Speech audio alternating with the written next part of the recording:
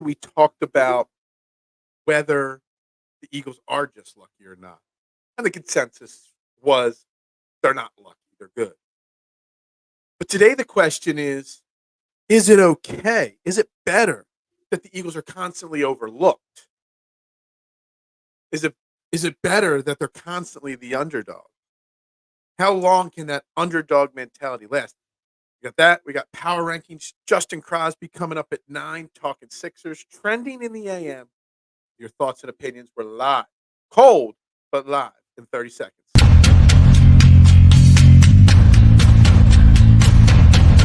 Fourth and goal.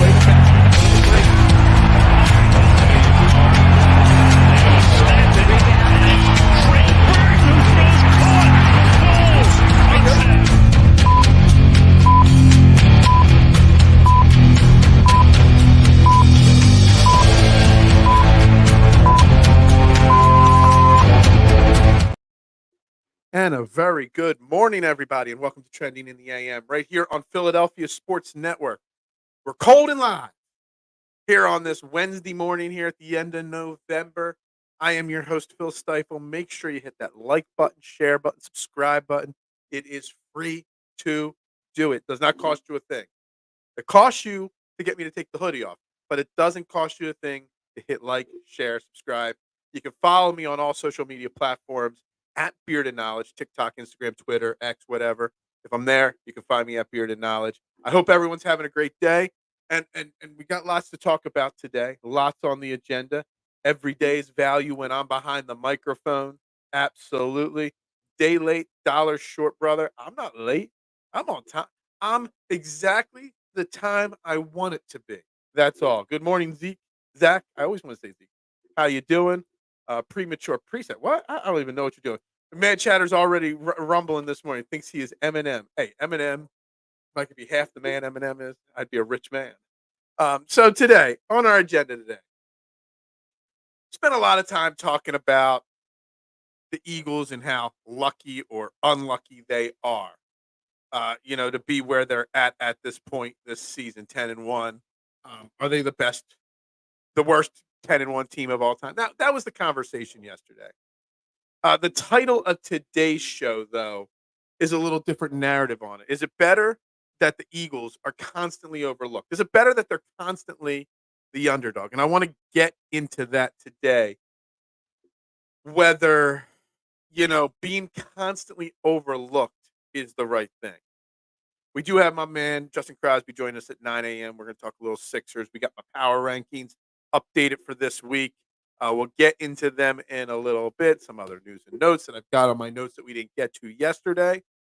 But I really want to start with that simple question. Is it better that they're overlooked? Do we not want them to get the respect they deserve? How much longer can the narrative of the underdog mentality, the dog, how much longer can that even work? Like, how much more bulletin board material does this team really need? And I think at some point, that philosophy runs its course. It's time for the narrative to change on this team so that they can have something else. You know, they know they got a target on their back, but they got a target on the back because no one believes in them. Look, we got the 49ers coming to town this week. The San Francisco 49ers have 3 losses on the season, but everyone's predicting them to be the top team. Everybody's predicting them to win this week. Everybody's says they have the odd book says they're the best team that get to win the Super Bowl this year. They haven't beaten anybody. I've been looking at their schedule. I've been starting my prep on the 49ers. How much longer can underdog mentality last?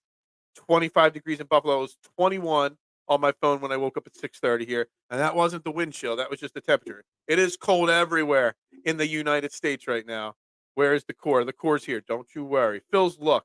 When you have a live stream at 8 a.m., but you have to wrap out, dude. I hate the cold. A side question: we keep the air conditioning in the summer at 72, 73, but in the wintertime we keep the heat at 62.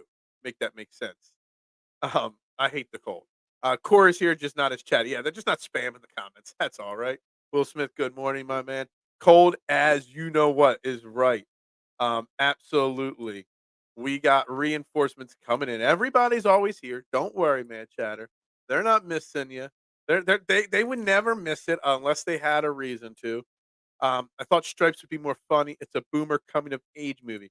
Oh no. No rocking. No, don't no slander on Stripes, my man. That is not the topic of today anyway. If you want to talk Stripes, and I'm going to talk Phillies. I'll just say that. If you want to really get into crushing Stripes, then we'll talk Flyers. Okay? I dare you to talk poorly about Stripes. We're talking football. We're talking the Eagles instead here. But really, like at some point, don't the Eagles? I can't wear this anymore. I got to take that off. Don't the Eagles need to get respected? Don't they need that little like tip of the cap that yeah, you guys are really good, like a little validation? Don't they need at some point that validation so that they know, yeah, what we're doing works. People see what we work. We were underdogs in 17 ever since Wentz went down, and we took it all the way to a chip. Yeah, I get that. We've been the underdogs, literally, like Martian said, since 17. This Eagles organization, through multiple multiple regimes, have been underdogs, multiple quarterbacks, multiple situations. At what point does the respect start to come through? Hell, at what point does the respect just on Howie Roseman start to show up nationwide?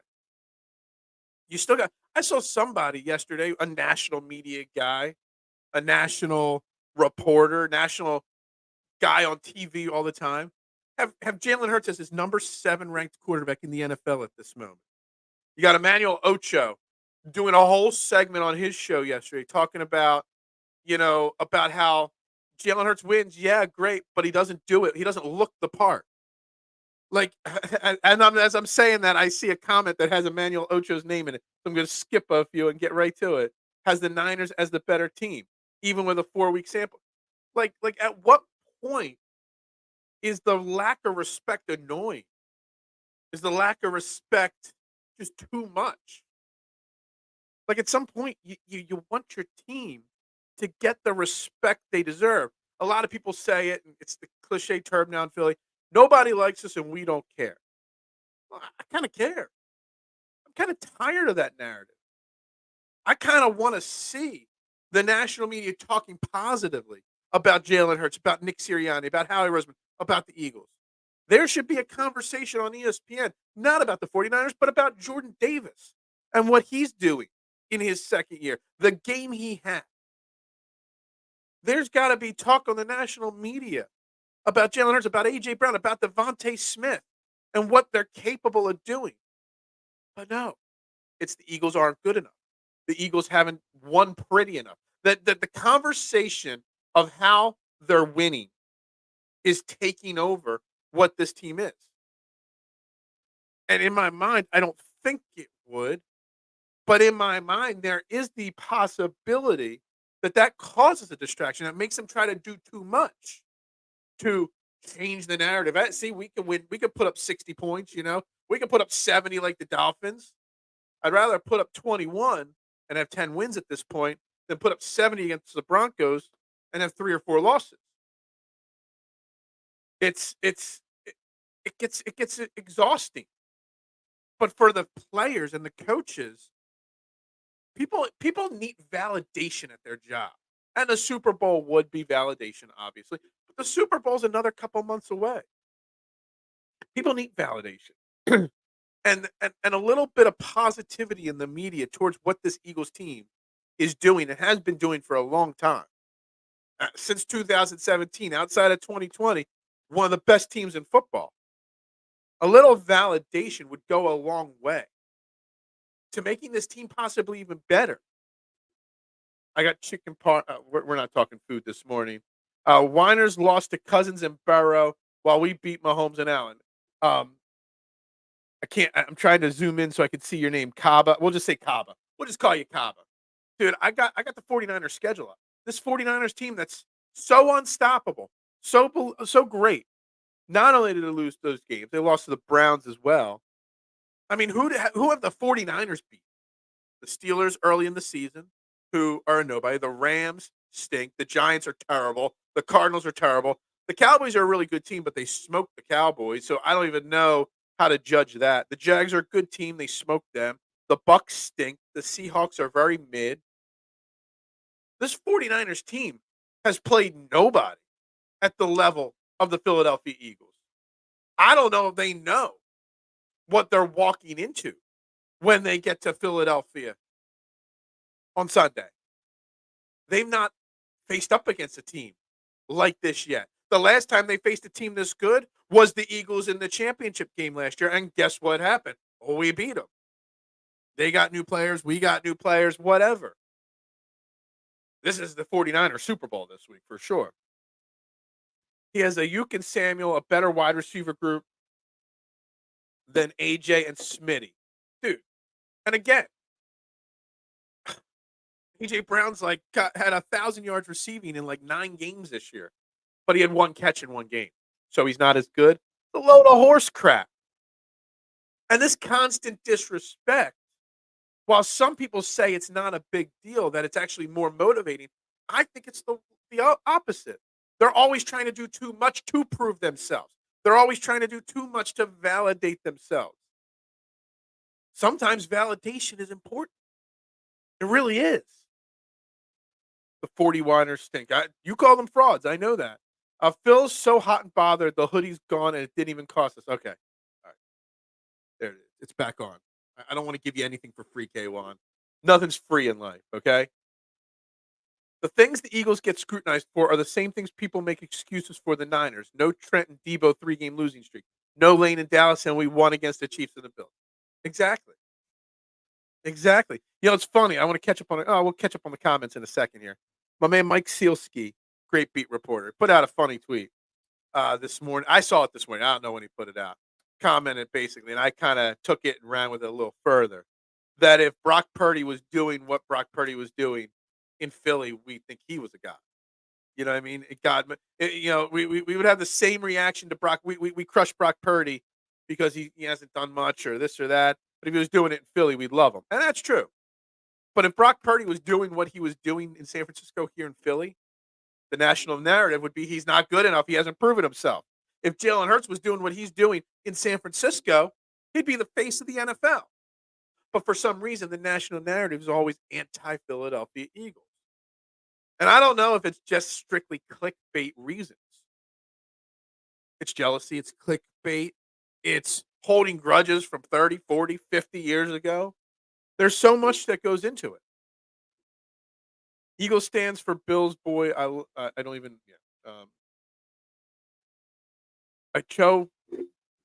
Emmanuel Ochoa, however you say his name, says the Seahawks are a good team, but watch when we play them and we win. Then he'll say they're not who. Yeah, exactly. And see, this is the thing. It's like, who have the 49ers beaten? We have beaten the juggernauts, the Bills, the Chiefs, Dallas, Dolphins.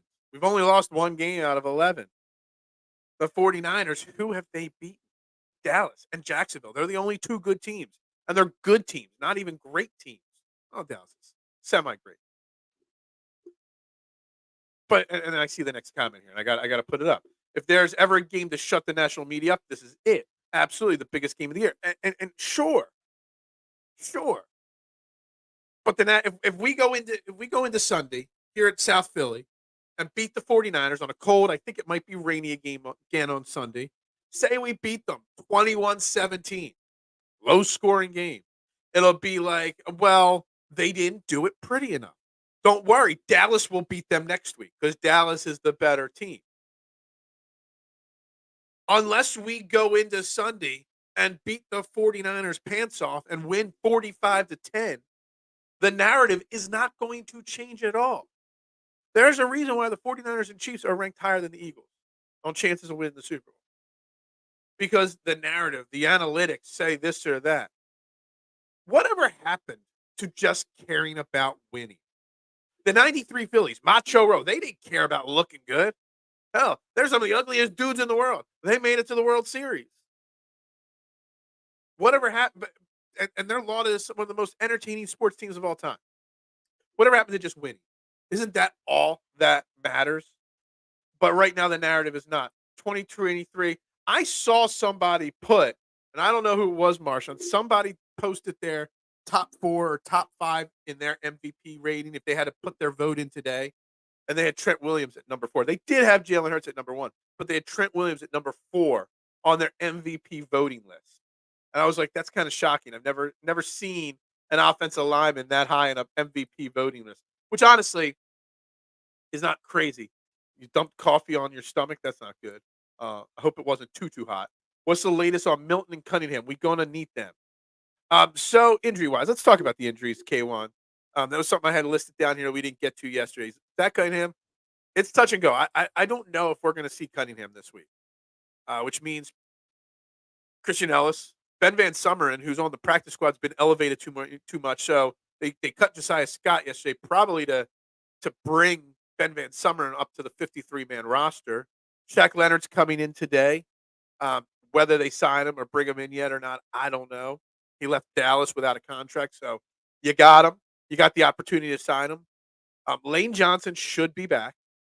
Milton Williams, I don't know. It was a concussion.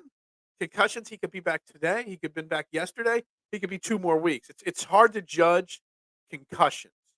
Cunningham, though, I would doubt we see. Fletcher Cox, Jordan Davis, those guys could be back. Dallas Goedert could be back. Lane Johnson, I'm 99% sure will play. So those injuries, we're people. I put out a tweet yesterday, and a lot of people really agreed with me, and I was surprised. I don't think people realize how big of a loss Zach Cunningham would be if it's for an extended stretch. He's not been amazing this year, but he's been damn good this year.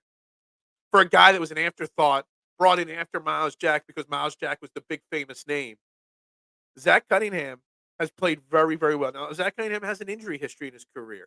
He has missed extended time for injuries. Hopefully, this hamstring is just a quick 2-gamer, 1-gamer, whatever it may be. But it's a big loss. Milton Williams is a big loss, but we've got such a deep rotation on the defensive line. As long as Fletcher Cox is back, we can manage. I don't want Jordan Davis playing 100,000 snaps again. I saw somebody say that they clocked him on that run down to Josh Allen. He hit 16.9 miles an hour running speed. Now, I don't know if that's fast or not for a guy running, but I know for a 350-pound, 6'6" guy, 16.9 miles an hour, that's fast. Okay, I couldn't run that. Hey, 49ers not better than the Bills. I don't know. They might not be. We're gonna find out. If we can get past the Niners and then get past the Cowboys again, we need the respect. Why do we keep having to prove it, though, Zach? At this point, shouldn't the respect just be there? We've done plenty. We've done plenty to garner the respect we deserve. If we beat the Winers, they will make excuses for them and never state the number injuries we have. They're still making excuses for last year, Duck. They're still making excuses for last year. No self-awareness, no looking themselves in the mirror on what they got to do better, just excuses. Hell, we win, and we still look to dissect our team. When we lose, we dissect our team. I was all prepared for Monday if we lost, not to make it about the refs or this or that, but why did we lose? Who on our team needs to do better? We look at ourselves. Everybody else blames others, but the people that are blaming others are the ones that get all the respect. What's up, Jeremy? How you doing today? Every national media show is designed. It have differing opinions. Not worth the listen if you want real opinions. Absolutely. And I very rarely, Jeremy, listen to national shows or national media. Most of my knowledge of the disrespect comes from Twitter and seeing the posts on Twitter because basically I live on Twitter and it will always be Twitter to me, just so you know. And some of the national opinions, I don't even follow many of the big names. I only see their opinions because people send it to me. People share it. People tag me in their comments because they know how I feel about it. No, I don't follow Skip Bayless. Hell, I got him muted so that I don't see accidentally his stuff, and it still gets sent my way on a regular basis. I don't want to shut up the media. I want the Eagles to be the first Super Bowl champion that get overly scrutinized. I'm sure there have been other Super Bowl teams that have been scrutinized heavily out there. But I don't. I don't want to win the Super Bowl and say, yeah, well, you got lucky. Yeah, you won the Super Bowl, but you still weren't the best team. You just had last year we got to the Super Bowl because we just had an easy path to the Super Bowl. I don't want excuses. I want respect. And while the title of the show is it better? The Philadelphia Eagles are constantly overlooked. In the thumbnail, I put the word RESPECT. Find out what it means. No, I didn't put all that, but just the word respect. I want respect. I want respect for the show. And I want respect for our Philadelphia Eagles. One nut Cruck. Yeah, dude. The Crucker man, Dalton, Dutch, who I still have a grudge against Lenny Dykstra from back in that time frame. Danny Jackson, Mitchie Poo. It's where Mitchie Poo comes from when I call Michkovsky Mitchie Poo. Great team. That's right. Hit that like button. We got 10 likes on YouTube, 2 on Facebook. Pound that like button for me. I greatly appreciate it. We got over 25 people watching on YouTube alone. There's only 10 likes. Hit that like button. You have Rex Ryan saying the Eagles are not winning by knockout, but they win by decision. Now we're talking boxing and football. We go to the decision. Never leave it in the hand of the judges. Isn't that what, Dana White used to say? Don't ever leave it in the hands of the judges. We don't. Actually, see, I disagree. I think we win by knockout. Decision, winning by decision would be, getting up by 30 and just letting the team creep back into it. We go in there and we knock them out in the 12th round. Hence, Jalen Hurts with a winning touchdown in overtime. We knock them out in the final round. That's what we do. TKO, round 10. They can't take anymore.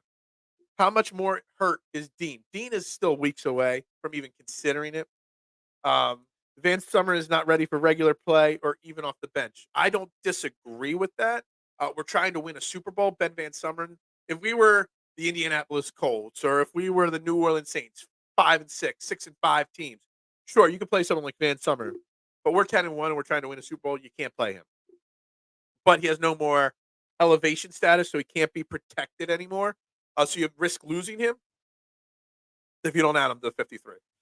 So just throwing that out there. I don't know what they'll do with it, but rumors are after the visit he's going home and making his decision. So Shaq Leonard wants a weekend off, basically, is what he's saying. Look, I'm not set that we need Shaq Leonard, but we need somebody. Shaq Leonard, I don't know why he's still out there. I don't know why he didn't get signed by the Cowboys. I don't know why he wants a week off. Like, I don't get the whole situation with Shaq Leonard and why he even got released in the first place. So while we need another linebacker, I'm skeptical if he's the right answer or why he even is available to be the answer. Leonard will be an Eagle this week, but is he going to play on Sunday? If he's not an Eagle by 12:30 today, he's not playing on Sunday. They got to walk through today, then they got their practice tomorrow. You sign him, you got to do the physical. Maybe he gets some classroom work in today. Maybe he gets on the field limited tomorrow. Maybe you have a couple packages for him on Sunday, but that's it. Unless he's signed really, really soon today, it's not going to happen. I could see Kittle going off on our D with our sucky linebackers. Yeah. Look, I think George Kittle is one of the most underrated tight ends in football. I mean, he's always counted as one of the top 5 guys.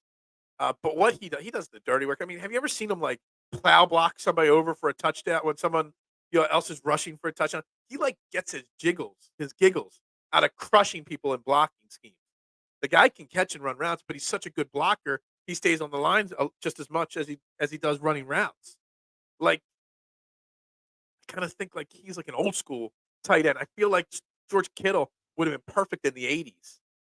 Like, I really do. He's so underrated. And no offense to what we got, but Nicholas Morrow and Christian Ellis are going to have their hands full on Sunday. If they're the 2 starting linebackers, they're going to have their hands full. You're going to have to hope Kevin Byard or Reed Blankenship can blanket on George Kittle a little bit on Sunday. Kittle always tortures us, but as long as we get the W, I'm good. Exactly. You're never going to stop someone like George Kittle. You're just hoping to contain him. And we've contained the majority of the big name pass catchers in the NFL this year. Very few of them have gone off to a level that cost us a game. Well, we've only lost one. for 300 pounds to chase down a running quarterback in the open field. It was impressive. Throw some respect on it. That should have been one of like the lead stories or a story on every national channel. I guarantee that play did not get shown on one national channel this week. Media don't cover Eagles much. They don't. The Cowboys, the Niners, the Bills, the Chiefs. The respect should be there, but it'll never come. And that's all I'm saying is that it should be there. What else do they have to prove? I have this phrase written down here in circle. Maybe I wanted to make it a title. Maybe it'll be tomorrow's title. What's left for the Eagles to do? They were 14-3 last year. They went to the Super Bowl. They're 10-1 again this year. They're probably going to win 13 or 14 games at least this year. They're probably going to go to the Super Bowl again. What else do they have to do to get the respect that they deserve? As a 49er fan here, national media is wrong about both our teams. Brock Purdy will never get respect because he was a 7th-round draft pick. I think in Philadelphia, Brock Purdy would be considered a god at this point, considering he was a 7th-round pick. If he did what he's doing in San Francisco here, man, we'd be hoisting him up and saying he was the MVP, just like we do Jalen Hurts. And I think Jalen Hurts in San Francisco would have a lot more respect on his name if it wasn't in Philly. But I welcome 49ers fans' opinions into the conversation here. Like, are 49ers fans similar to the 49ers players where they're taking this game as revenge, but also like, we are the better team. You guys got lucky last year. We're going to show. Like, because that's the feeling I get from the 49ers clubhouse, from the players, from the organization, that they think we got lucky last year and we're going to beat them this year. Are the 49ers fans feeling the same way? Or are the 49ers fans thinking, this is going to be a tough game? The Eagles are a damn good football team, and this is no cakewalk. Do the 49ers fans feel they should be the favorite betting-wise in this game? Should they be the favorite to win the Super Bowl? I really would love to know. Say, Gammon Brown, I would love more opinions on this. Do we really need respect from the Rex Ryan, Emmanuel Ocho, Daniel Orlovsky, Dominic Foster? Listen, keep the names coming, Marshawn. Losers, like, well, nobody's a loser. Everybody's a winner in their own right. But yes, we do. I want it. I do. Respect for the show and those fools. Oh, yeah, Becky. It makes my day that Becky watches my show now. From time she don't even know what she's talking about, but she watches. It makes me smile. She's like my third wife. You know what I mean? Duck. Becky watches more of the show than Melissa does. Just so you know. Skip gives zero respect to the Eagles team. We will never get respect. We didn't get it in 17, and we didn't get it last year, even though we made it one of the best Super Bowls on the last decade. Absolutely agree. But I want it. I want the respect. I do. Purdy will always be considered a product of the Shanahan system. Now, that's kind of similar to what Jalen Hurts is. They say he's a system quarterback, a running quarterback. Great coordinators, great talent around him. Purdy's pretty similar in that aspect. I mean, he's got Debo. He's got Ayuk. Kittle. Hell, he's got the best weapon in the NFL in Christian McCaffrey. I mean, Rex Ryan can go suck toes. Well, he doesn't have to. He probably will. He probably has already today. And he'll probably do it again for lunch later today. Just saying. Headline, was Eagles most mid-team to ever win a Super Bowl? Probably was.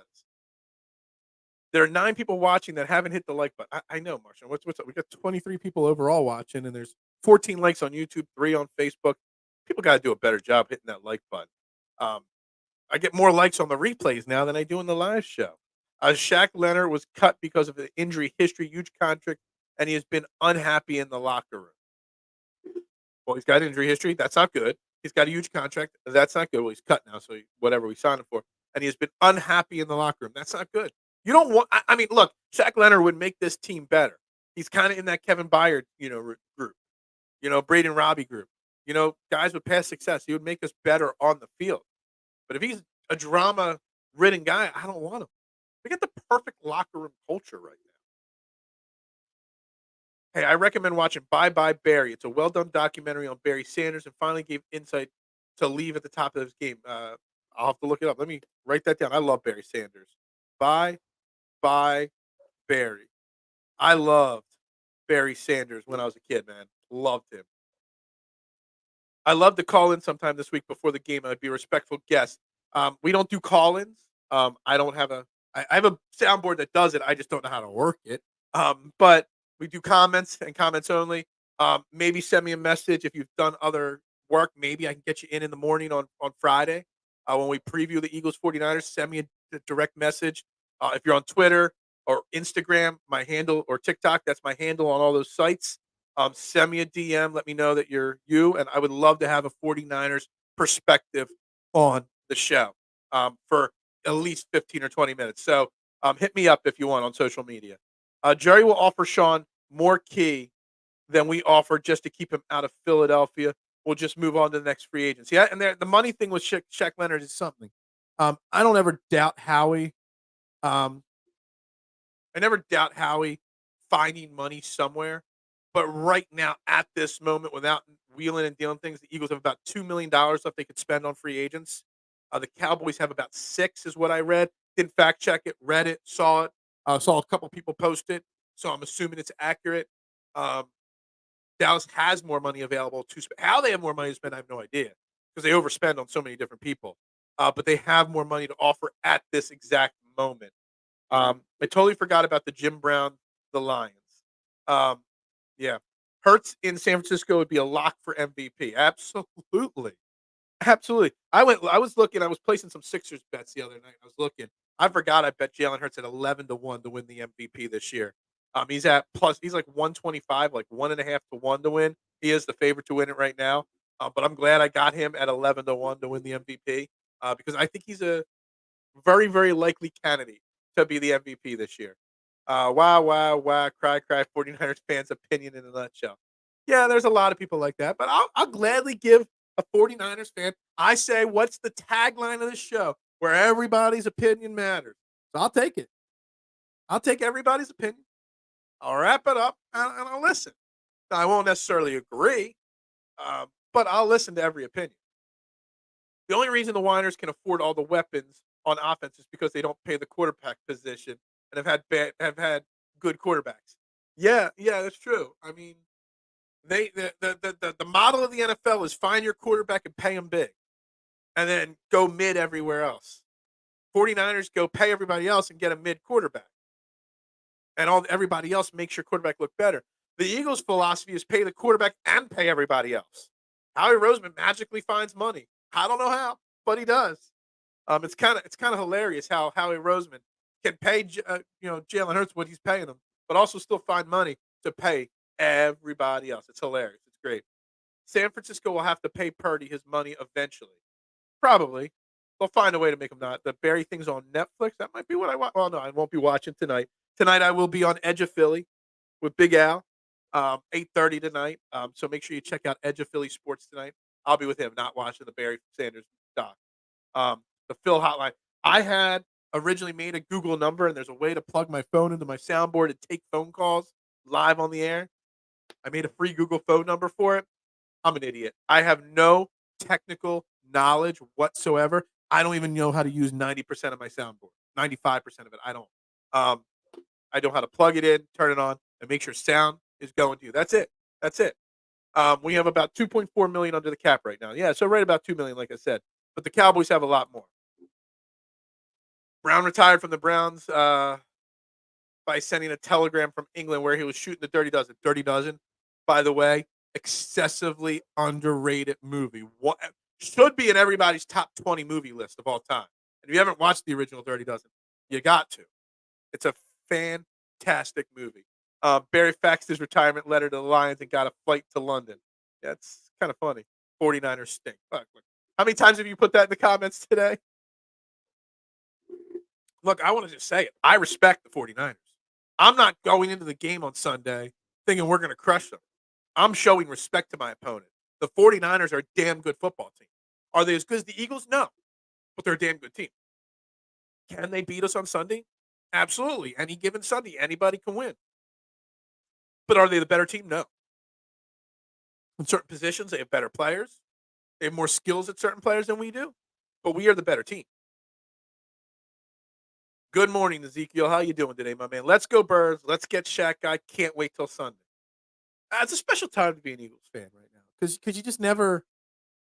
I just you just can't wait till the next game. One game ends and the next one you're just waiting for the next one. You just can't wait. I'm sick of all the 49. No. You got to put respect.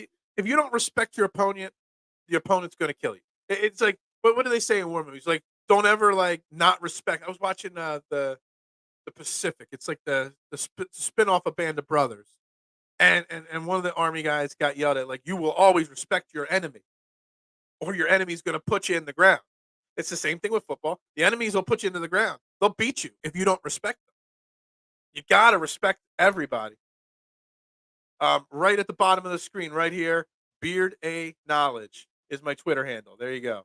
Right next to my name there on the screen there, my man.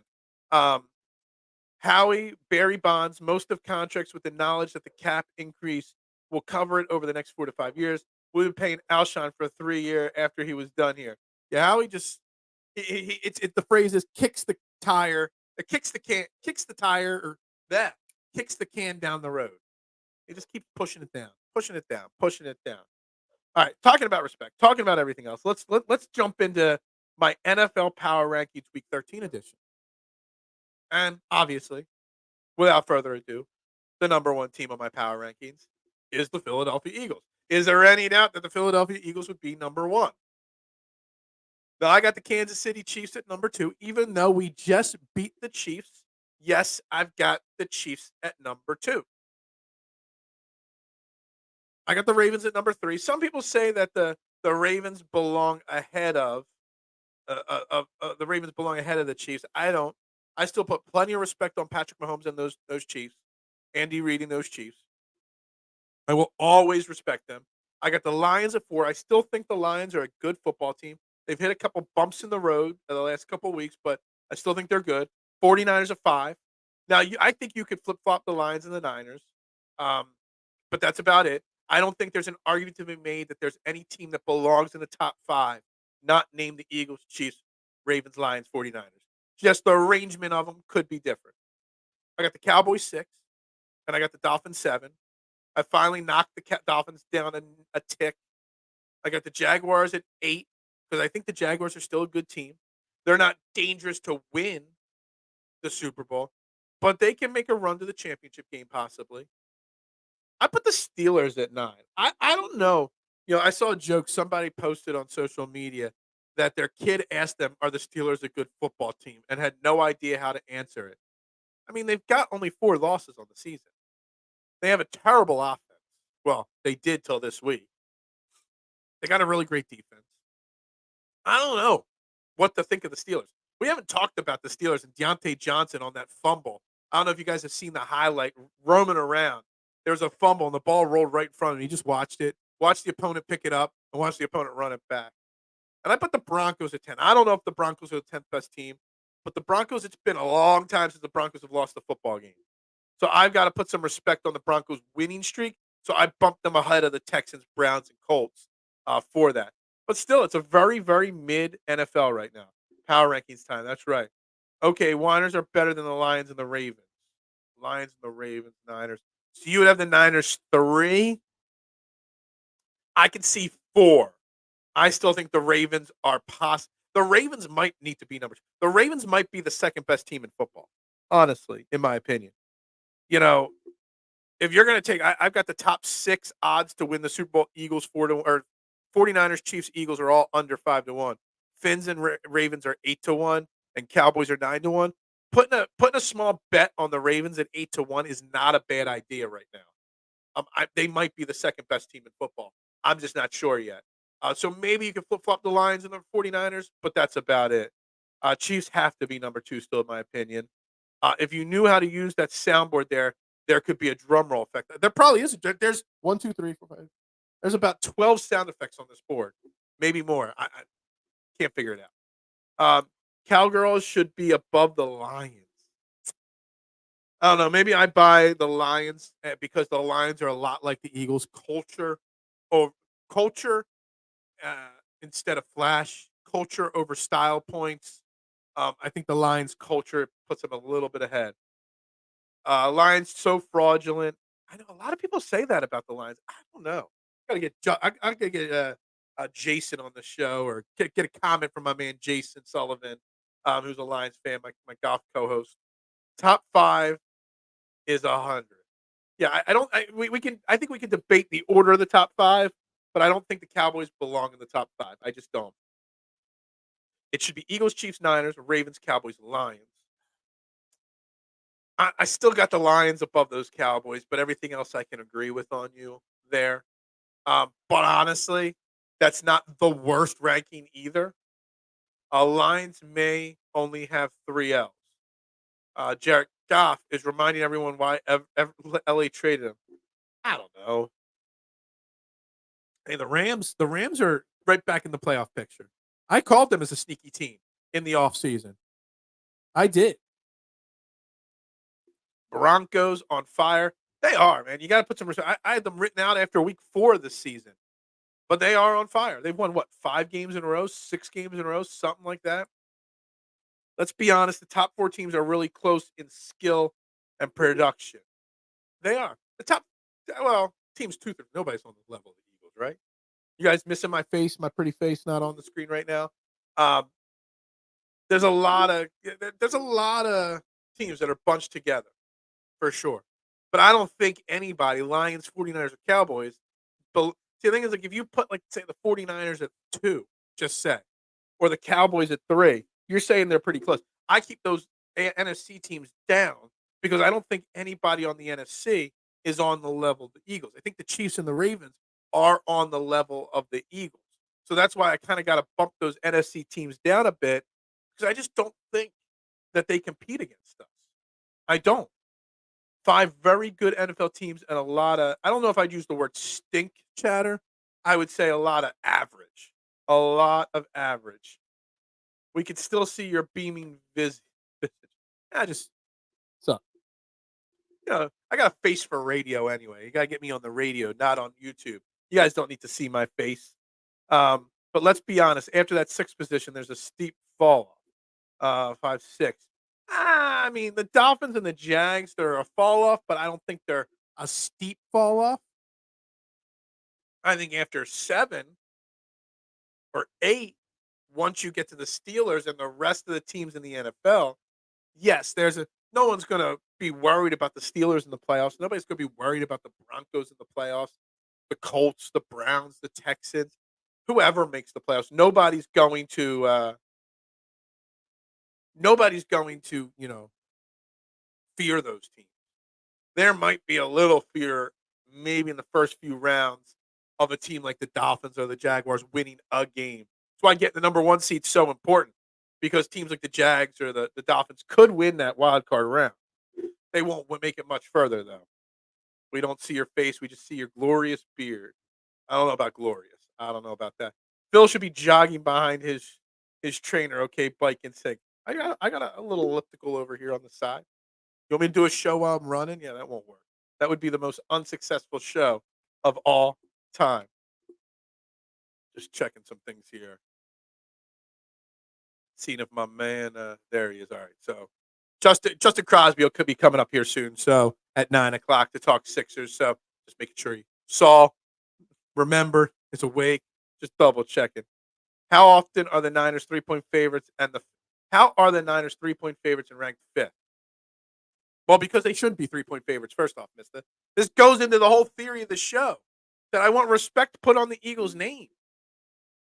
There's no reason for the 49ers to be favored over the Eagles in Philadelphia. You want to say that the Eagles are in San Francisco and the 49ers say we're 2.5-point favorites? All right. Maybe I can understand that theory. But in Philadelphia, in December, a 10-1 team with a 3-loss team coming to town, there's no reason for the 49ers to be 3-point favorites. And if you haven't bet the Eagles plus money line, you're just wasting money. I'm not saying the Eagles are going to win. I think they're going to win. It's not a guarantee. No bet's guaranteed. But if there's a better bet to make right now in the end, I dare anybody to find a better bet than plus 130 money line on the Eagles this Sunday.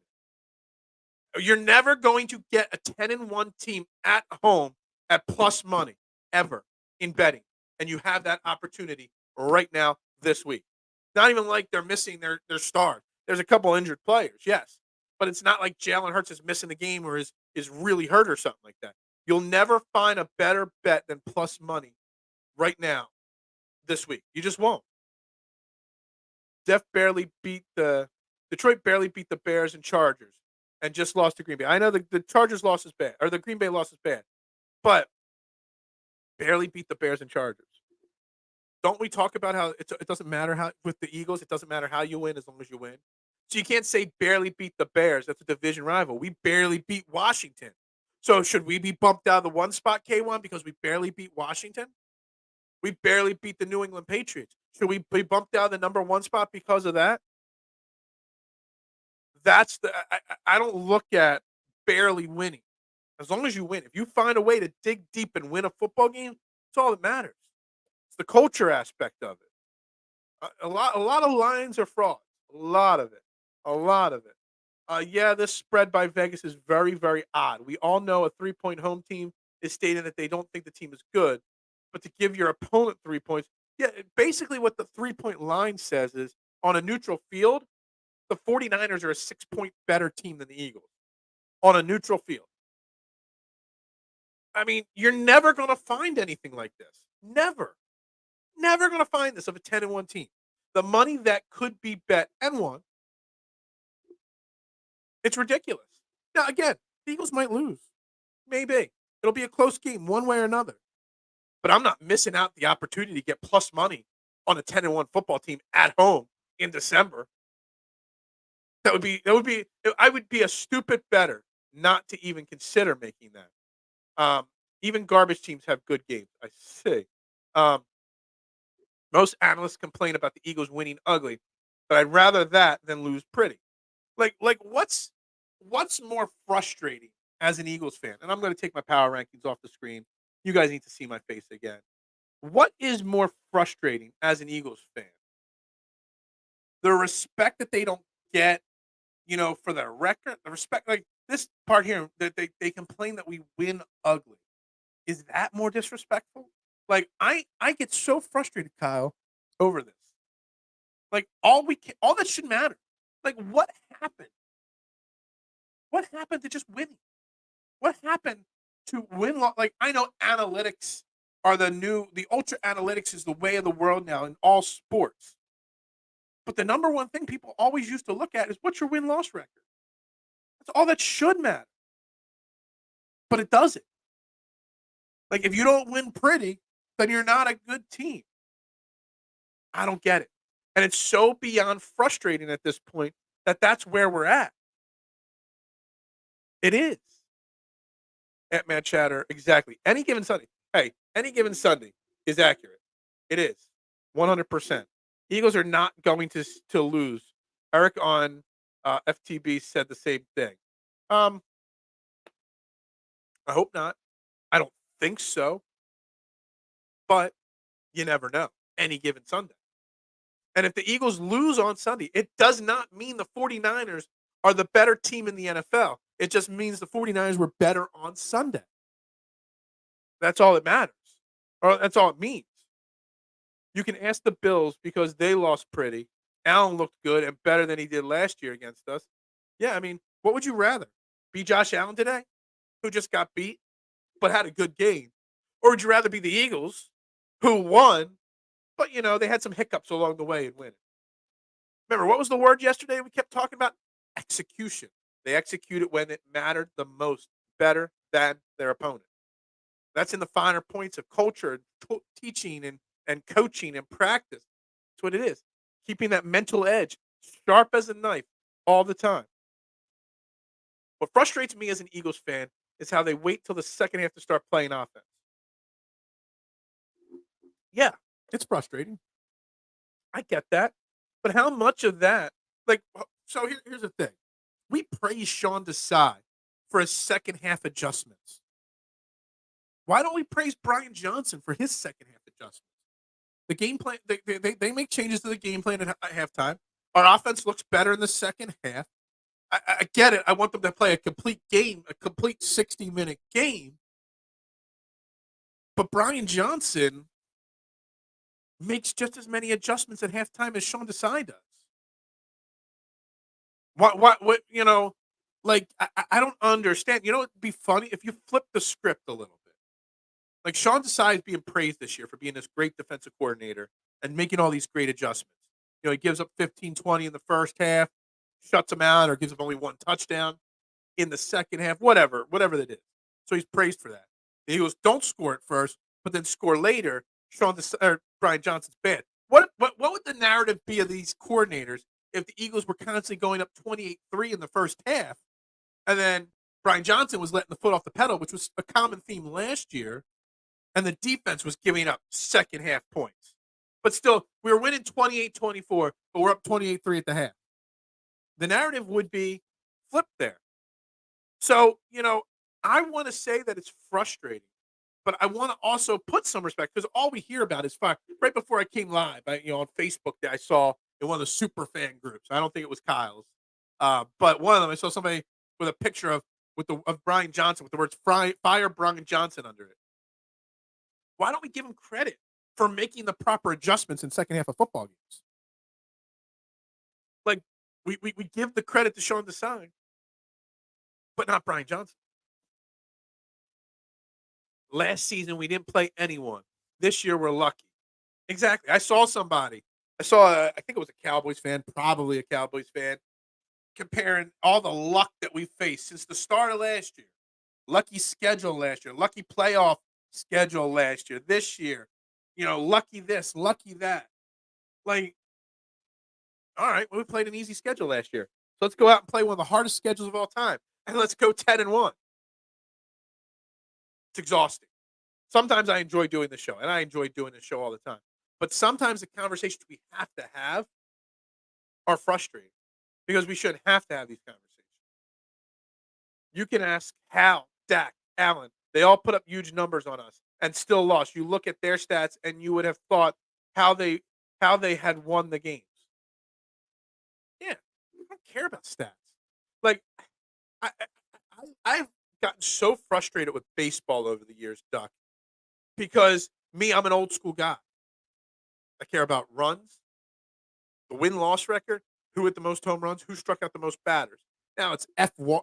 There's so many letters and different symbols for new analytic stats in baseball that I don't understand. When all that really matters is, are you a winning baseball team or not? In football, people just care about all these passing stats and looking good. I just care about one statistic. What is the win-loss record right now and at the end of the year? That's it. I'd settle for a hot start on offense instead of 3-and-out. You would rather a hot start on offense and then be stressing out about your defense the entire second half because they can't do it? Look, I get it. The slow starts are frustrating.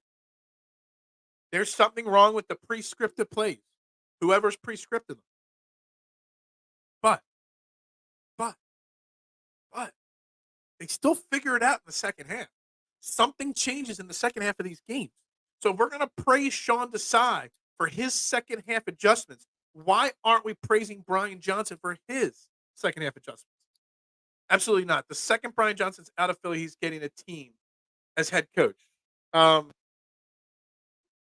don't understand this. Like, yeah, he's going to get a head coaching job, Brian Johnson, of course. Oh, you're talking about, I'm sorry, I'm behind on comments, so I'm just thinking, you're talking about the post that I said about on Facebook, someone saying fire. There are people all over social media after last week saying fire Brian Johnson. They've been talking about it for a few weeks now. Like, I don't get it. Why would you fire him? Like, why would you fire Brian Johnson at this point? It doesn't make sense. We're a 10-1 team. It just wouldn't make no sense. Bills fans I spoke to have zero respect for the Eagles, which is ridiculous. Completely and totally ridiculous. I've had multiple talks with people who have claimed our schedule isn't the hardest and is actually one of the. Really? Really? Really? Really? Really? We played the Bills, the Chiefs, Dallas, Dolphins, 4 of the last 5 games. Just saying.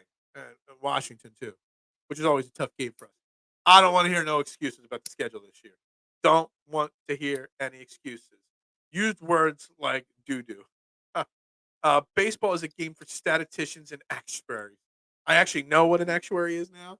But yeah, it shouldn't be though. Like, what happened to good old baseball? Hit the ball, pitch the ball, throw the ball, catch the ball. Whatever happened to all that? Now there's so much science in the game. That it's kind of nauseating to an extent.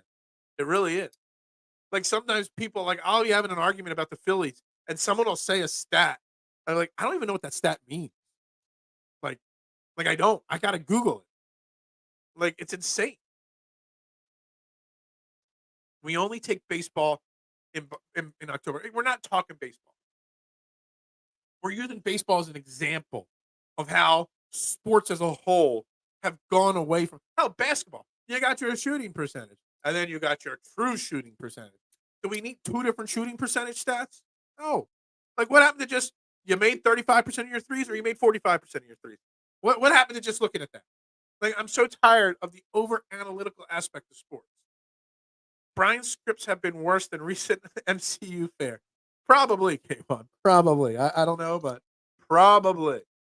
But I don't know if he's the one drawing up the scripts. I don't. I think there's a combination of him and Nick Sirianni. I saw something interesting about Nick Sirianni yesterday, and I don't know if we have enough time to dive into it. But everybody was hyping up Frank Reich being available, bring him in, whatever. But Frank Reich, since he lost Nick Sirianni to the Eagles, it's kind of flamed out everywhere.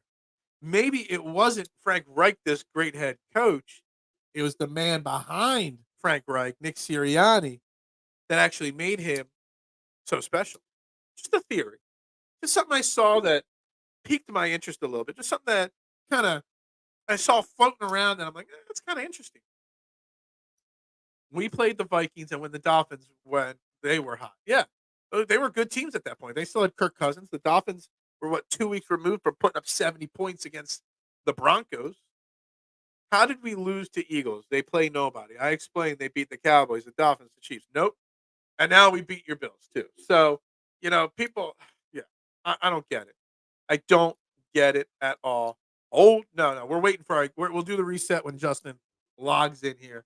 I'm waiting on my man Justin Crosby here to join us, talk a little Sixers. Y'all ask for him. We bring him back as often as we can.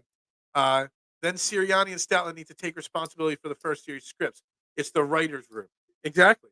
Well, maybe it's because the writer's strike. Maybe now that the writer's strike's over, maybe the script will get better. I don't know. But yeah, the opening script is not good. But the opening script is a cumulative, compilation. It's not just on Brian Johnson. It's just something to think about there, for sure. Hold. You just reminded me. I saw Frank Reich at quarterback in the Bye Bye Barry documentary. Frank Reich, man, one of the best comebacks in quarterback history right there in the playoffs with the Bills. What were they down in that game? Like 40 or something like that? 30? I don't remember, but it was a hell of a comeback by him. He was a great backup quarterback back in the day. Terrible once he got promoted to starter. We need to go back to the original source material. Absolutely. Great comeback, yeah, obviously. I've met Frank. He grummy. I don't know. Grumpy. I kind of figured that's what you meant there. Look, I don't know. I'm not in on the Frank Reich to Philly thing.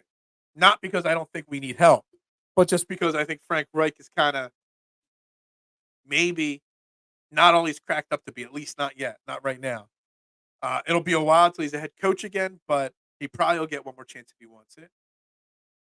He'll be an offensive coordinator somewhere next year for sure. Maybe it's in Philly if Brian Johnson gets a head coaching job. I don't know, possibly. But the Frank Reich conversation,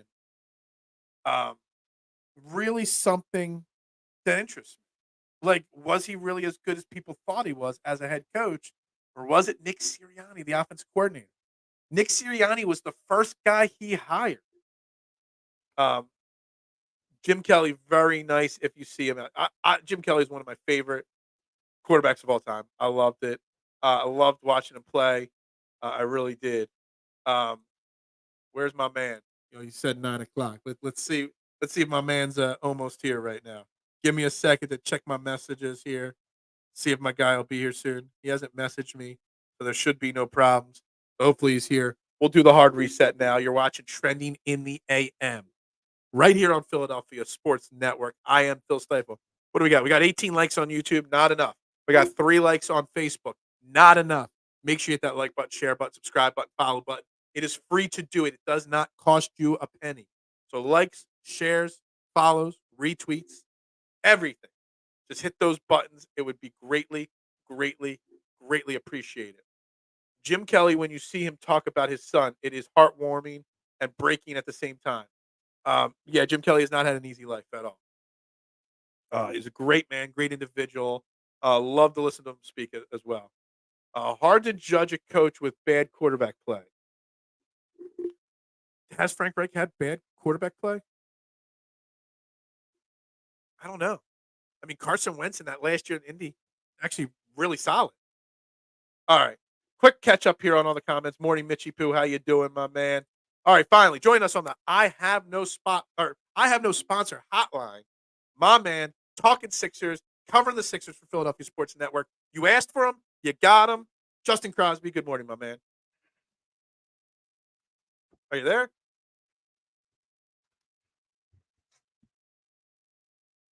Uh-oh, we might have some technical difficulties there with Justin there. I don't know if he can't hear me. There you go. I hear you now. You there, my man? Can you hear me? I can hear you. Can you hear me? Yes, I can hear you now. So There you go. It's your first time, right? It's okay.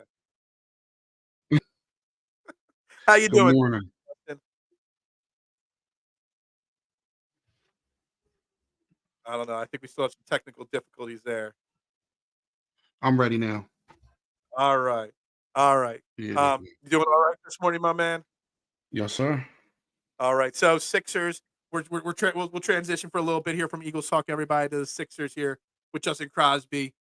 So Justin, Eagles. I'm so stuck on the Eagles right now. I can't get them out of my mind. The Sixers. They obviously had their big winning streak. Then they had a little bit of a hiccup there, a couple losses there. They got knocked out of the in season tournament, obviously. But the last 2 games, especially the other night against the Lakers, where are you now? Has your opinion over the last 2 weeks or so changed about this Sixers team now that they faced some adversity, had some injuries, had some different things? Has your mind changed at all? My mind has not changed. They are a good team. They are playing very well. They are missing something.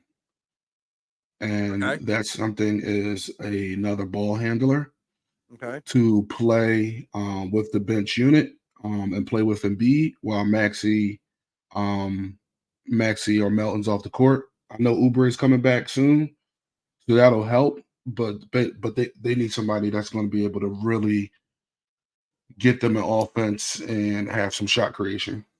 So they need another ball handler, but and obviously, Chicago's blowing up. The obvious conversation is going to constantly steer towards the Chicago Bulls and Zach LaVine. When you say Mhm. they need another ball handler, do they need another Zach LaVine star type player, or are fans just seeing the flashy name and just overthinking it, and they just need another guy on the bench that can do it? See, if you asked me this before the season started, I'd say yes. But Max's play has leaped so high this season already that Mhm. it's like Zach LaVine is not necessarily what you need. He will help, and he will have to buy into being the third guy, Mhm. not being the number one guy or the number two guy. He would have to buy into. All right, there's times we call plays for you, but other than that, we need you to be a movement shooter and a catch and shoot, and of course attack closeout and stuff like that. But it's going to cost too much to get him. And depending on if the team sees him as like a long-term solution, they don't want to take on that contract. It's like 200 something million left, 4 years.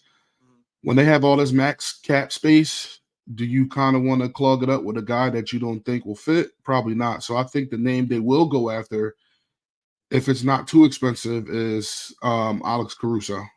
Okay. I've heard some people say that Caruso's worth actually on the trade market more than Zach Levine in some markets and in some cities.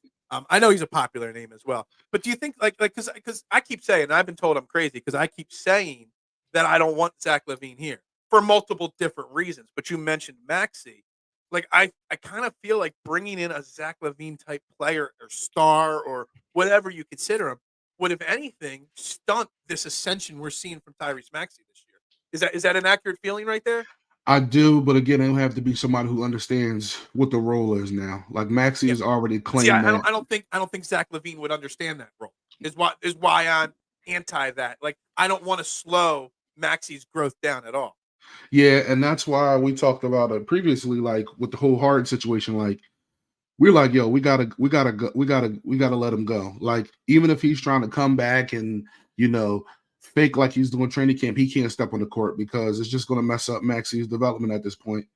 And you're right, he may not feel that way, right? Like Zach LaVine may not feel that way. And if you get a guy that's going to help, he has to be a complementary piece, right? So that's why people want or are speculating about OG Anunoby from the Raptors. Like he's not a ball handler, but he's a 3-and-D guy who can get his own shot when needed, but won't be counted on. But can guard wings, can hit open threes, more of a complementary piece. So I think that's something that would fit well with Maxi. But to me, it also shows that Maxi is willing to be in whatever role they ask him to be in. That's fair. That's fair. I'm still in the phase at this point. What are the Sixers? 11 and or 12-5 right now. We're Yep. only 17 games into obviously a long season. Mhm. 17 games into a season with a new head coach with new moving parts. That I don't even want the Sixers making any moves right now until we're 25, 30 games in the season, until Kelly Oubre is back and we get all the Harden pieces and all the Sixers pieces on the court for several games in a row to really truly Yep. understand. Like, maybe we don't need another ball handler. We think we do, we might, but maybe we don't. Once we've got all the pieces here for an extended stretch, um, are Sixers fans too quick to want to pull the trigger on making a move? I think it's just because we missed Oubre and Batum was out for a couple games. So I think some of that stuff like was highlighted because we didn't have the Sixers didn't have Batum or Oubre and Alana, but with Oubre coming back, Batum has been a real surprise. I mean, we knew he could still play, but just what he brings to the team, defense, quick passing, somebody who can actually make an entry pass to Joel Embiid is not afraid of doing it. Like that's much needed. So I think we'll see. And then because of the way the contracts are done in the trade, those trades, those contracts that we got, the Sixers got from the Clippers can't be put together again in a trade together until January 15th anyway. So we have some time to see how this thing plays out before they even think about a move. But I will say, if a move is going to happen, Daryl usually waits for the deadline, right, to try to get the best thing. But if they see something that they really like, I think they'll go for it early to kind of get the mesh together earlier than rather than later. We'll get back to that in a second, and we'll get to Kelly Oubre in a second. But you mentioned Nicholas Batum. Like, look, I'm a Nicholas Batum guy. Like, I always knew he was a good player, but I didn't know he was going to provide this. Like, what is it about Nicholas Batum that all of a sudden, like, he seems to, like, the games he misses, and he's missed a few games. He's got, I don't know what personal stuff he's got going on, but he's got something going on, and Yeah, he's doing his best to keep it, out of the limelight, which I respect that. Um, but when he's here, even though he's only played a few games and hasn't had full amount of time to really integrate with this team, like, I didn't expect this, like him to be such a key piece of this right. Harden situation. Like, he really could be one of those difference makers for us. And like when the trade happened, I was super surprised they got him. Like Yeah. I was thinking, like in my head, the everything was over Terrence Mann, right? Like Right. Yeah. my thing was like Batum has been so helpful. He was so helpful for the Clippers the last couple of years to the point where like the Clippers were out without Paul George, or they were out Kawhi Leonard. They went to the conference finals. Batum was playing small ball five, and that's how they beat the number one seed Utah Jazz in the playoffs because Batum was out there in the corner shooting threes, stuff like that, just making smart plays. For him to still be able to do that in year 16, Mhm. right here, he's quick on his feet, quick shooting, quick passing, and he plays pretty good defense for someone who has been in the league for a while. I just like the added thing. He has a relationship with Joel. And like I said, he seems to be one of the only guys on the team who is not afraid to try to make a tough entry pass. And I'm sure Embiid likes it. And if we'll see tonight if they're doing something where they're like fronting Joel, you'll see Batum immediately go to the high post Mhm. and like snap for the ball so he can get it and pass it down on the low post because he's like, you guys are too scared. I know you don't want to get a turnover, but we need to get the big fella a bucket. So that's been a good sight to see. And I see Mr. saying here, we still need another certified scorer, but that gets to the other name that we've mentioned here a few times here, and that's Kelly Oubre, who is actually traveling on this road trip with the Hmm. Sixers. He's not going to play tonight, but they're saying he might play Friday. Yeah. They're saying maybe what's Boston on Friday, I believe. Yep. Yep. Which is weird. We played Boston 3 times already this year. Like It's seems ridiculous. yeah, like that schedule right. He just doesn't seem right there. Um, Maybe Kelly Oubre is that. Because Kelly Oubre was playing really well He before he was. had his situation, which I don't even think we've gotten a final answer on what this situation is. It's like the oddest, weirdest, like totally Sixers thing happening there. Um, but when Kelly Oubre comes back, now that Nicholas Batum has worked his way into the starting rotation, are you moving Kelly Oubre back to the bench Yep. where he belongs? And is he, as Mista says, we need that one more certified scorer? He could fill that role off the bench because that's what I expected when we brought him in to begin with, right? Yep. And I think that's the plan. I think Batum is going to stay in the starting lineup. Mhm. Kelly Oubre will be the sixth man, and his six-man campaign will be back on and running. I think that's what's going to happen. Earlier in the season, it worked with PJ Tucker. And I still think at the end of the games, depending on the matchup, depending on how well one of the two are playing, I think you'll see obviously into the games, Maxi, Tobias, and Embiid out there, and then you'll Mhm. see out of the other two, you'll see Batum, Melton, or Oubre. Yeah. But I think that's when we'll see at the end of the line, end of the game line, depending on how well Batum or Oubre is playing. But he'll come off the bench for sure, and like you said, they'll have somebody to go on because in the beginning of the season, that those lineups were pretty solid, and I think Oubre was a part of those lineups. So once he went down, Yeah, and I mean, it B made him. plus Yeah. Beverly plus Springer plus Well, okay, so all right, and so that actually leads me. That's a good segue to the next thought process because I'm sitting here thinking, like, this might be one of the deepest Sixers teams I've ever seen because you never know who's coming off the bench on a given night, whether right. Roko's going to play 20 minutes or Morris is going to play or not. Pat Beverly had a really big game against the Lakers the other night. Um, you just know there's so many. We're literally a 12-man deep rotation. But are we? But are we really? Like, should it be tightened up? But like, I remember Nick Nurse. Nick Nurse is known for playing his starters big minutes and having a very tight rotation.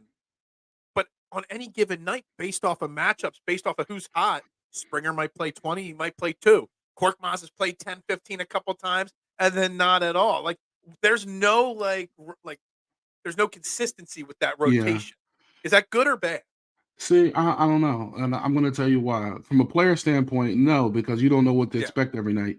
Marcus Morris has said himself, like it's been weird being in this role, right? Guy who's been a starter his entire career, Mhm. now coming off the bench playing spot minutes. Mhm. Like it depends. Now, for a guy like Springer, who's like just wants to be in whatever minutes he gets, he's going to take advantage of. Right. But I think it's also good because it just shows that he's willing to adjust, right? Like Mhm. if Korkmaz is in the game and he's not affecting the game on offense because that's where he needs to affect the game at with quick shooting. If he's not doing You that, mean you he mean he's can't not a play. good? You mean Korkmaz is not a good defender? No. So I saw one time, I don't know who they played, but Korkmaz got the first half minutes. And I'm sitting there thinking, like, yeah, he's not seeing the floor in the second half. And they replaced him Yep. with somebody else in the second half. And we haven't seen Korkmaz since, except for garbage time. But I think it was actually against the Celtics. And I look at it and say, like, hey, like, at least we're so used to a coach last year or the last couple years just sticking with the rotation, sticking with the guns, not really making any adjustments throughout the game. Where Nurse, although it could be a pain, for the players. Mhm. He's saying, okay, I'm willing to make, or I have my top 7 or whatever the case may be. But after that, I'm willing to make adjustments depending on the matchup, depending on who's playing well. If we need athleticism, I'm bringing in Springer Right. and defense. If we need some more shooting, I'm bringing in Morris because he's been shooting a little better. Like, it just depends on what's going on. Beverly, sometimes he plays a lot of minutes, sometimes he doesn't. If Beverly's not causing havoc, what is he doing out there? So it's Right. like, it's one of those things where it'll be interesting to see. But I think he's going to continue this until honestly a consolidation trade happens, and then he doesn't even have these decisions to play all these Okay. different guys. Gotcha. It's a thing. I think we've even talked about it on this show on one of your previous appearances. It was like last year. Like I always loved last year the Daniel House story. Like he was Mhm. in the rotation, then he got benched, but he kept himself ready. 2 months later, when Doc called his number, he was ready. Korkmaz, on the other hand, always looked like he was sulking at the end of the bench. Once he left the rotation, we never saw him again. With this current Nick Nurse way of doing things, everybody has to be ready Gotta at be every moment because you never know. It's like being a bullpen guy in baseball. You don't know when that phone rings, whose name's going to be called. Like right. you never know when Nick Nurse looks down his bench and is like, "Yo, you're in." Um, How but about how about this though? How about this? And the one thing I say, they played Atlanta a couple weeks ago on a Friday night. Jay Springer goes in for the end of the third quarter, the last 2 minutes. They give him a boost defensively, while I think it was him and Melton on the court. Mhm. He played so well. Instead of going back to his original rotation, which calls for him to bring somebody else in the lineup, he went with Jayden Springer to close that game with the starters. Yeah, And that's the type of stuff we're going to see going forward.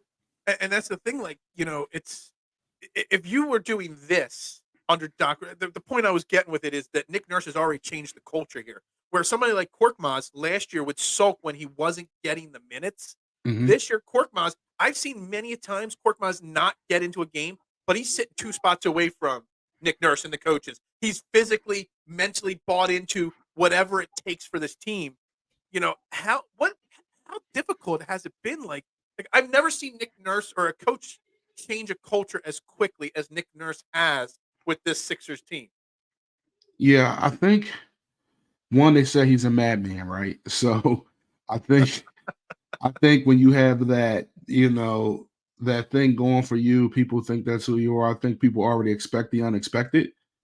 His coaching schemes have shown throughout the years that he does weird and crazy things. And I think the team expects that. And I think he's had conversations with you guys. Listen, there are going to be some nights you play, there's going to be some nights you don't play. There might be a 2 week stretch where you're playing 20 minutes, and then another 2 weeks you're playing no minutes, right? Like, I think it is what it is. And I think it just goes on to the coach. Like, I'm waiting for them to do the Joel Embiid and Paul Reed lineup. Like, we're going to see that randomly one We heard day. about that all off season. We have not seen it yet. Like I'm just waiting for it. What's Paul Reed taking, like 3 3-pointers? I've seen him make one so far this year. Yeah. Still looks ugly, but supposedly it's coming. Yeah. So I'm like, they could pull that out in a random game where we see 8 minutes of that and a team is not expecting it. And boom, we might not ever see it again until April. Like, so I was just like, you just never know with this guy, which is, Like I mean, the culture. I mean, just think about it. Nick Nurse has already appeared on Paul Reed's podcast. He's already yeah, appeared on Pat Beverly's podcast. yeah, I might have missed some others. Doc Rivers wasn't going on players' podcasts last year. You know what I mean? Like Doc Rivers was like the angry dad or the angry grandpa. You know what I mean? On for sure. Thanksgiving dinner, Nick Nurse wants everybody to be together. He's built a team philosophy here, and it's something different. Like I know a lot of Sixers fans had bought out, like or checked out on this organization, but Right. Nick Nurse in a brief 15, 16, 17 games has turned the opinion of this organization around so quickly, and And I, it's good. It's good. and I think it started early when he was hired. I think he made it a point to the guys that they targeted in free agency. I think they targeted them for a reason, right? Because they had some connection, or he felt like he could fit the system. And I think, just from what I hear, like when I'm down there at the stadium, like he just treats everybody so well, like the players, the organization, like he just treats it so well. He tries to do good vibes. Apparently, there's music all the time, everywhere. They even had a DJ travel with them to training camp. Like, just music, music, music, creating a good vibe, good energy. And that's what he's been It's doing. kind of very similar to Nick Sirianni in the way he runs the Eagles organization at this point. You know, Yep, and nobody's sitting on the edge of their seat or nervous or this or that. Everybody's, you yep. know, there to do a job, but also enjoy themselves and all. I mean, at the end of the day, it is a game that they're playing. We need to take our time with Kelly. Do we need to take our time with Kelly Oubre? I don't know. So I let's think get he's to had Kelly enough Oubre. time. Yeah, he's had enough time. We don't still know what happened with Kelly, so who the hell knows? All right, so we got New Orleans tonight. We got Boston. Then we get a little slightly easier stretch with a couple Washington and Detroit games and Yeah. whatnot. Um, where I mean, obviously it's in New Orleans tonight, so you're not going to be traveling down there to cover the game. I don't think PSN budget, has plane tickets in it yet for you. Right. Um, where are you now with this next couple games with New Orleans and Boston on the docket? How you feeling about the team going into these two games, and what should we be feeling as Sixers fans over the next couple days? I think optimistic. I think New Orleans presents a challenge Mhm. um defensively for this team that they haven't faced yet. That Mhm. challenge is Zion. I was just gonna He say, as you're talking, I'm looking up Zion's stats for the season right now because and I don't even know he how he's doing yet this year. he's had a rough start, but Okay. Zion was killing the Sixers last year because Mhm.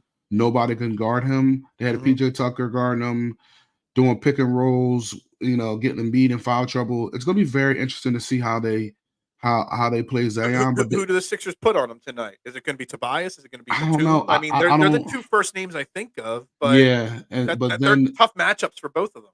yeah, I don't know. Do you put Tobias on him and risk him getting in foul trouble early? I don't know. I think they'll try to do Batum starting off and then go from there. And then I think you will see some zone from the Sixers tonight. Specifically, I mean CJ McCollum is coming back from a collapsed lung, but I don't expect him to play many minutes, like Okay. maybe 20 minutes, right? 20, 25 minutes. So Mhm. shooting wise, I mean, you have Brandon Ingram still, but they're not the best shooting team. So I think you'll see some zone, but I do think the Sixers should be able to pull it out. And then for Boston, I just think I'm optimistic. They played well one game, played bad one game, and should have still won the game. But it's just to me, you know, Derek White. I know you say Jason Tatum, you say Jalen Brown, Right. everything, but Derek White has been killing the Sixers this year. He's had his best two games against the Sixers. Last game that they played, he had 12 points in the fourth quarter, 5 rebounds, 4 assists. Like Mhm. controlled the whole fourth quarter. They need to make sure that they keep the guys they've been keeping under check, which is they've been playing Tatum well. But other than that, they got to keep those ancillary guys, in check as well. I do think that it'll be a close game. I don't know who's going to win, but let's just hope that Horford is, in the tomb by then. I don't know. That I mean, guy, is there? I mean, I don't know. I'm an old guy, man. I've been watching basketball since I don't know. I mean, I remember when Charles Barkley was still a Sixer. Okay, we'll just date myself there. I don't think there's been an opposing player hate it more in Philadelphia basketball wise than Al Horford, man. bro. Like every time I see him touch the ball, I just want to scream. But like I don't go to many sporting events, but I would go just to boo Al Horford. I don't know. He's got to be top 5 most hated Philly opponents of all time. He was a sleeper agent. I still can't believe Gotta be. he was a Sixer and played as bad as he did. I don't know. Zach Yes, chiming in. Zach came on for the basketball content this morning. Look, Justin, I appreciate your time this thank morning. you. You and Zach had a great episode. I caught the first like 15, 20 minutes of your show last night at work and all. If you guys aren't following Justin and Zach's work on the Sixers, again, it's another reason to hit the like, subscribe, and follow button right here on Philadelphia Sports Network. Justin's killing it covering the Sixers down there at the stadium with his writing and the podcast and stuff like that. Um, We'll do it again next week again, and it's a really weird schedule. I was just looking at the schedule after Friday's game. We don't have a game till next Wednesday again. 2 games, Well, and they then like they were waiting for the play-in tournament quarterfinal stuff to happen. So now that that's good, Sixers didn't make it to the knockout round. They'll be okay, playing Washington and Atlanta next week. okay. So So there's they, yeah. But there's still yeah, a big stretch with quite a yeah, few days with no games mixed in there, which is good. yeah, I'm so glad I don't have to see like all right. So on TV, I let you go with this yeah, comment here. yeah, On TV, the play-in tournament courts have been so hard to watch. Is it as hard to see it in person as it is on They're TV? tough. They're Yeah. tough. Like, I can't imagine being a player, let alone a reporter or anything else down there, staring at those courts. They're Like, my tough. eyes hurt on my TV. I backed my chair away from my TV because it was hurting my eyes so much. They're tough. They're Yeah, tough. They're tough to deal with. They dropped the ball there big time. Again, everybody make sure you shoot Justin Crosby a follow. Make sure you check out their podcast right here on Philadelphia Sports Network. And next week, we'll be back talking more Sixers with Justin Crosby. Our regular segment, not Thanksgiving holidays over. We're back Yes. to a regular schedule here with Justin. Justin, thank you for your time this morning. Thank you.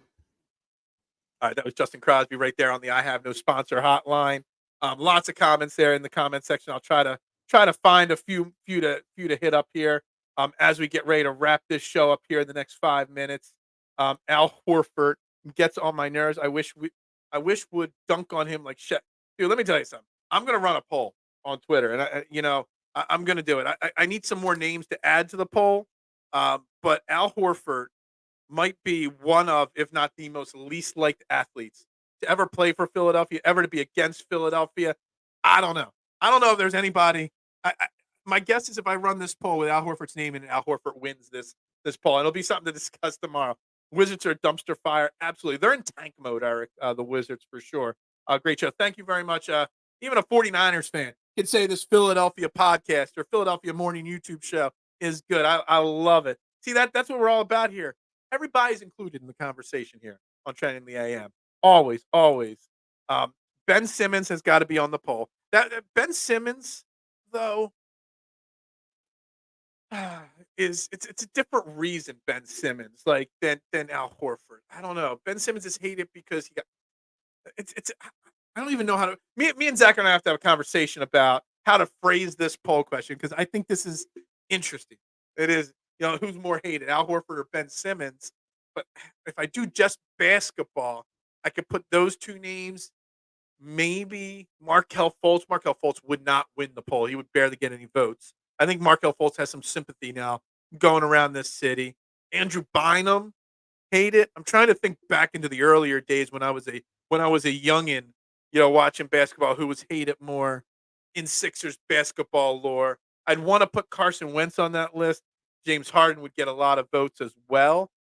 But man, I want Al Horford to win this poll. So I got to pick hated players that, maybe I'll make it like free. Well, James Harden was traded. He wasn't a free agent. I don't know. I got to figure out how to put this poll question together. But Al Horford has got to be one of the most hated people of all time. The in-season tournament looked like the back of the old checkerboards.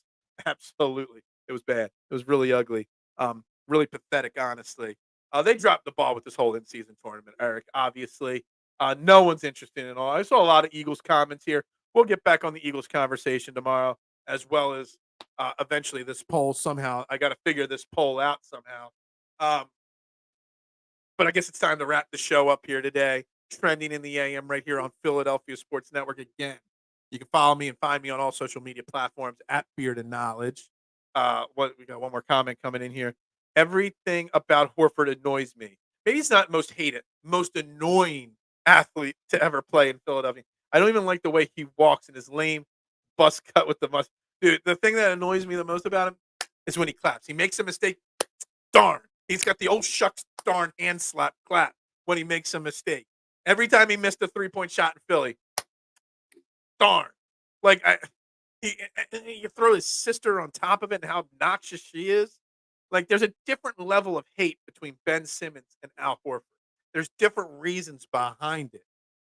A more hateable personality. Maybe that's what I'm looking at. I don't know. Al Horford, man, one of the most frustrating people to ever lace it up in Philadelphia for sure. The oh shucks. Yeah, the oh shucks. Darn it, I missed again. Better luck next time. Like, I hated it. Hated it. Have a good one, Core 12. That's right. Another great day from the Core 12. We got 24 likes on YouTube, guys. 5 on Facebook. Not good enough. Hit that like button. Even if you're watching on replay, hit that like button. Ooh, Colangelo. It's got to be on that list. Colangelo's got a hateable face as well, Eric, for sure. Yeah, I don't even know. Maybe I have to do like a top 10 list of most hated Sixers people of all time. and put Al Horford number 1 on the list just to maybe that's what I'll do. Maybe I'll do a top 10 most hated Sixers of all time instead of a poll. Um, I don't know. I don't know what I'm going to do, but it's an interesting idea. It's an interesting topic. We're going to wrap it up right there, guys. Everybody have a great day. I gave you 2 likes with my burner account. Hey, I love it. Gotta have a burner. Who doesn't have a burner account or a back? I don't like to use the word burner account. I don't want to be Brian Colangelo. I just got backup accounts. That's all it is. Backup accounts. Everybody have a great Wednesday. Cold as hell out there again. Again, check out Edge of Philly Sports. I'll be live tonight at 8:30 with Big Al, and I think Sean Brace from 102.5 The Gambler is going to be on the show as well tonight.